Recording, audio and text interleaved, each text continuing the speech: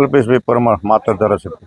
અત્યારે ગામડામાં સાબરમતીનું પાણી છોડ્યું છે. રાત્રે અથવા સવારમાં વહેલું આ ગામડા પથાપુરા, રસિકપુરાથી આગળ અમારા પાલ્લા, સામલી, બરોડા આજુબાજુના ગામડામાં 15 ગામમાં અસર થાય. જો કદાચ શેરડી વાત્રકનું પાણી આ નદીના અતિશય પાણી છોડવામાં આવે તો શેરડી વાત્રકનું પાણી ના લઈ શકાય તો પાછળના ગામમાં જે ઉપરવાસના ગામ છે, આંત્રોલી, હૈદરાબાદ, ખુમરવાડ એ ગામડામાં પણ પાણી જાય એટલે માતર વિધાનસભાના 15 ગામમાં પાણી ભરાય તો લોકોને કઈ રીતે બચાવી શકાય એના માટે સ્થળાંતર કરવા માટે અગાઉથી પગલાં લઈ અને લોકોને વ્યવસ્થા માટે સ્કૂલની અંદર, કોલેજની અંદર વ્યવસ્થા કરી છે. અને કુળપુર હરિયારા વ્યવસ્થા ત્યાં જમવાની વ્યવસ્થા અને રહેવાની વ્યવસ્થા કરી છે.